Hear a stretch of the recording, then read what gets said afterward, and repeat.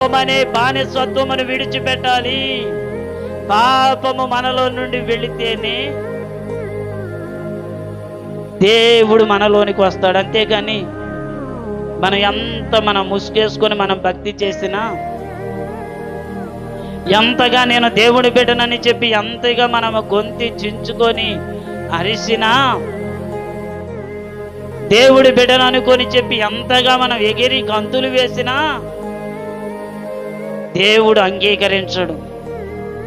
పాపాన్ని విడిచిపెట్టుకోకుండా నిన్ను దేవుడు అంగీకరించాడు. ఐగుప్తుని విడిచిపెట్టుకోకుండా దేవుడు నిన్ను అంగీకరించాడు. ఐగుప్తుని విడిచిపెట్టాలి. పాపాన్ని విడిచిపెట్టినప్పుడే దేవుడు నిన్ను అంగీకరిస్తాడు. ఈరోజు నాడు నువ్వు చేస్తున్న ప్రార్థన దేవుడికి అంగీకారంగా లేదు. నువ్వు పాడుతున్న పాట దేవుడికి అంగీకారంగా లేదు. నువ్వు నడిచే నడవడిక దేవుడికి అంగీకారంగా లేదు. నీ ఉద్దేశాలు దేవుడికి అంగీకారంగా లేదు. నువ్వు వెళుతున్న మార్గం దేవుడికి అంగీకారంగా